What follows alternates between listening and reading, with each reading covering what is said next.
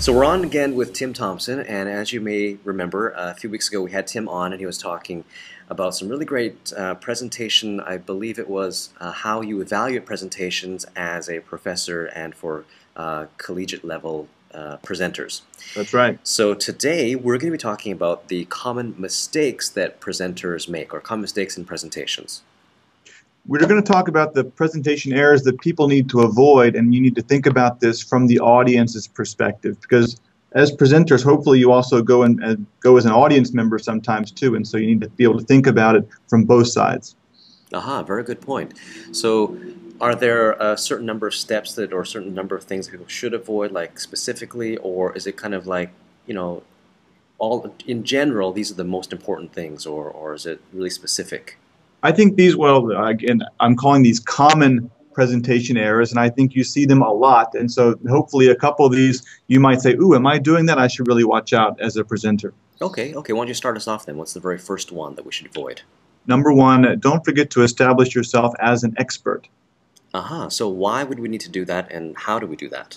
Well, remember, time is money. You need to explain to the audience members why they should give you their time and pay attention to your presentation. Good, okay. Why are you qualified to speak to them? Mm-hmm. Mm-hmm. And so if you're being introduced, you want to make sure you have an appropriate bio for the person who's introducing you to read and explain why you are qualified to be there. And if you're introducing yourself, make sure you mention at the beginning a little bit about yourself and why, again, you're qualified to be there. So in that particular introduction or bio then, what are some key things that I would want to include that would tell someone, hey, you know what, I am an expert, you should listen to me? Well, say in your case, for example, you can say, I run a presentation website, and so that's part of it. I've made X number of presentations in the past 6 months. That's something else that might, show that you know what you're doing. Okay, so some credibility, some authority, some, I don't know, reputation or history of doing that thing. Exactly. So, for example, when I teach a writing class, I say, here are some articles that I have written that have been published. So obviously I know what I'm talking about when I'm teaching writing. And they say, oh, goodness, that makes a big difference. Right, it's authority. Yes. Okay, cool. Okay, good. So one, establish yourself as an expert. Yes. Number two, don't forget to make strong eye contact or also have good eye rotation. Now, of course, everyone knows about eye contact, but what we forget sometimes as presenters is, left and right. Making sure that you look at the people on the far left of the room and also the people on the far right of the room. Sometimes when we get a little bit uncomfortable or nervous, we look straight ahead and we forget the people on the side. So you need to make sure you swivel your torso and speak to everyone, especially during the introduction of the presentation. So to sort of get them all involved right at the beginning kind of thing. That's right. I'm talking to all of you. Okay, so should people just move their head, or should it be like a full body kind of, motion? I think turning your torso, is the whole psychological aspect of it, but it shows you being more open. Mm-hmm. And it seems so robotic when people just turn their heads back and forth. Plus, if you think about the psychology side of that, it's almost giving them a no signal. Yeah, good point.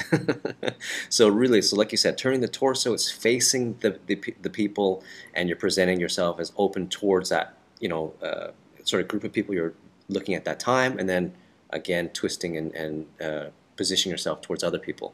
Yeah, the natural pauses in your speaking style are good times to sort of turn. When you're talking about something and then you take a little pause, and that's a good time to turn and maybe speak to a different section of the audience. Okay, good. So you don't want to be doing it, as if you're performing in a circus or something like that. No robots. No robots either. Okay. Okay, good. Okay, next. Don't forget to offer clear benefits of what you're going to be speaking about. Explain to the audience, or in my case, sometimes my students, why what I'm going to be talking about today benefits them, what they are going to get out of it. Okay, so benefits, not features, right? We're talking about just not the points you want to make, but why those points are going to be important to that person. I think sometimes as presenters or even teachers, we assume that they're going to figure that out, but it's always better to specifically state, here's why this is good for you or could help you. Right. So at the beginning of this, interview, I just said, why is this important, right? Yes, exactly. Okay. Okay, good. All right, next. Don't forget to use strong body language. And I guess this goes back a little bit to the eye rotation. But again, always move with a purpose. Mm-hmm. Keep your fidgeting and shuffling down. My father, he has a little tell. He's a key jingler.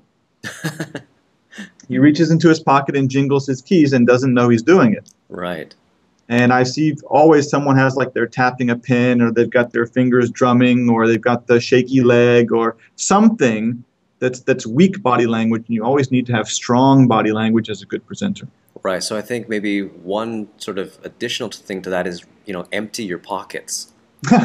Anything that's going to be something that's going to get the audience's attention away from you and what you're saying. You don't want to distract the audience. Right. So when you're talking about kind of like the strong body language, is there anything specific, in terms of your positioning or posture or, other sort of, points you can make? Students ask me a lot, what do I do with my hand during a presentation, or my arms? Should I like akimbo, or hands on my hips, or, in my pockets, or what should I do with my hands? And I said, well, what does gravity tell you to do? It's let them down. Now, I have a little weak point myself. I like to hold a pen, but I don't click the pen because that would be distracting, and I don't, wave it around. But I hold that pen and I hold it down, and for me, that's a comfort thing. So that helps me also not fidget around because I'm just holding onto my pen. It's very Bob Dole-esque, if you remember him. Yeah. So let's. What if someone is? Yeah, that is very Bob Dole-esque. Actually, it's very funny. So what if somebody had like a remote control? They're using the remote. Should they hold it up all the time so they're kind of hold it to click, or they should have it? It's almost just like an extension of the arm. They kind of use it. I think that's okay, as long as it's not if it's a super big one, that could be a little bit distracting. But I've got a nice little PowerPoint remote that fits inside my hand that, you can't see very well. Okay. So I don't think that's going to distract anyone. Okay, cool. Okay, excellent. All right. What's next then? If you're using visuals like PowerPoint or something like that, don't talk to the screen. I guess it's so natural for people to want to, because that big lit up screen, you feel like a little moth and you're attracted to it and you want to turn around and look at the screen, but don't do that. That screen is for the audience. Right, exactly. And you don't want that screen to overpower you as well. It's supposed to sort of complement what you're doing. So again, you're supposed to be the focus. And as soon as you turn around and talk to the screen, you're acknowledging, please, everyone, don't look at me. Look at the screen. And I don't think that's what a strong speaker should do. Okay, good. Very good point. Excellent. Okay, what's next? And of course, never completely turn your back to the audience when you're doing that. That's giving them permission to ignore you. Or you're saying that they're not as important as what's being shown on the screen. Like certainly, I don't think that's the right message to send. Let's move on to number 6. Okay. Don't make your slides too busy. Don't make your slides busy. Okay, as an example. Having way too much text. Okay, good example. Pictures tell 1,000 words. KAIST, keep it short and simple. All those things. Having sort of charts as opposed to a lot of words. Never put sentences on there, and certainly don't read what's on your slide. If you have to read it, remember the audience can read it too, so that's a waste. And they can read it a lot faster than you can say it as you're trying to read it. Yeah, so you're basically just telling them something they already know by the time you do that. Right. I mean, some people think that's totally fine, but in reality, it's just like, why do you need to be there then? That's right. A trained monkey can flip slides. Yeah. I've done that. I am a trained monkey. Yeah. Okay, is that it? Number 6, or you got more? 6. That's 6. Okay, great. You want to just quickly review those for us then, Tim?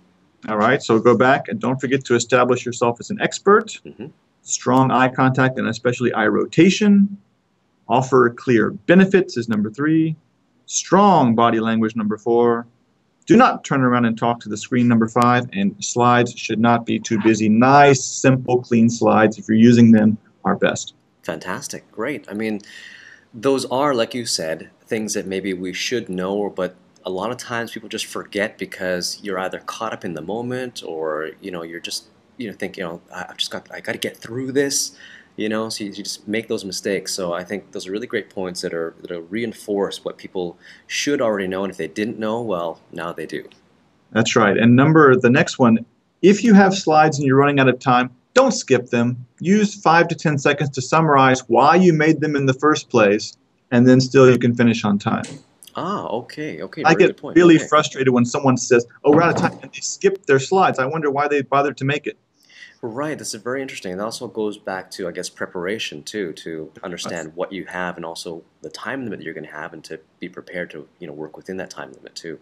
Yeah, and that's true. But things always pop up and happen, and someone asks a question or something happens, and you do find yourself, maybe a little bit running, out of time at the end, but you just cannot skip your slides. Take 5 to 10 seconds and say, I wanted to show you this because this, just explain to them why you made it.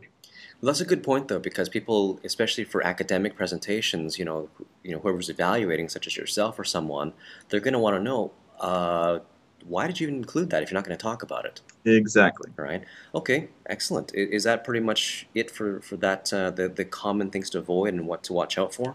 We've got 3 quick more ones if we can go. Great. Great. Yeah, sure. The next one is don't let spelling, typing, or data errors slip through the cracks. I mean, it seems pretty obvious, but you really talk about a way to ruin your credibility. Right, exactly. Have an error on your slide. Right, exactly. Everybody can see it. If you're speaking, you can correct yourself fairly easily, but you can't correct a typo. Right, exactly. Unless you say something like, "I was hoping you'd catch that." If you can pull that off, kudos. But yeah, I was just testing you. I'm just testing you. Let's not do that. Number 9, don't make your vocabulary too technical. Now, especially that works when you're dealing with international conferences because you're going to have a lot of second language speakers there. So you want to avoid trying to use vocab that's too technical unless you can't help it. Sure. Okay, good. And always watch your audience's body language. If they can't understand, they'll usually send you some nonverbal cues. Sure. It's a very good point, actually. And so, of course, number 10, don't let time get away from you. Practice managing your time. Make sure there's some timepiece or clock or something around that you can watch, and arrive early so you can have plenty of time to set up and practice.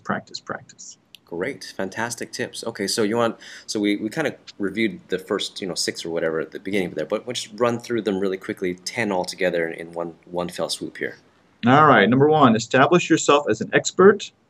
Make sure you have good eye rotation. Offer clear benefits of how your presentation and listening will help the audience. Strong body language. Do not turn around and talk to the big screen if you're using slides. If you're using slides, don't make them too busy. Never skip them even if you're running out of time. Summarize them. No spelling, typing, or data errors. Watch that your vocabulary is not too technical for any second language speakers or maybe not non-experts who are in your audience. And don't let time get away from you. Fantastic. Well, thank you very much again, Tim, for doing this. I'm sure that, again, will be very, very valuable for everyone out there. And, yeah, any last words? Practice, again, for example, when you have a big presentation coming up, I try to do a run-through with a smaller group just to get that practice in to see if any sort of kinks or errors or whatever is in there. So, again, if it's something really important coming up, make sure you get plenty of practice. Fantastic. Great. Excellent points. Thank you once again, Tim, and looking forward to talking to you again soon, hopefully. Sounds good. Thank you very much. Thank you.